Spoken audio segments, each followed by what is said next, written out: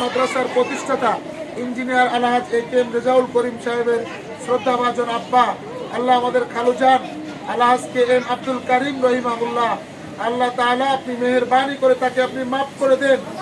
আল্লাহ তাআলা মহা এক সুদীজন, আপনজন, জ্ঞানীজন শিক্ষক ছিলেন রব্বুল আলামিন। সারাটি জীবন জ্ঞানের আলো, জ্ঞানের মশাল জ্বালানোর জন্য, আল্লাহ পথ ভোলা মানুষের কাছে জ্ঞানের আলো পৌঁছে দেওয়ার জন্য তিনি চেষ্টা করেছেন। রব্বুল আলামিন মেহেরবানি করে আল্লাহ তাআলা আপনি বর্ণাঢ্য ব্যক্তিকে আপনি মাফ করে দেন। আল্লাহ তাআলা মেহেরবানি করে আলহাজ কে.এম. আব্দুল কারিম, আল্লাহ আমাদের এই খালুজানকে আপনি জান্নাতের সর্বোচ্চ মাকাম আপনি দান করে দেন। আল্লাহ তাআলা মেহেরবানি করে ইঞ্জিনিয়ার এ.কে.এম. রেজাউল করিম সাহেবকে আপনি কবুল করে নেন। আল্লাহ তাআলা এই মসজিদ এবং মাদ্রাসার জন্য লন্ডনে বসে বসে আল্লাহ তাআলা তার হৃদয় কাঁদে, তার মন কাঁদে।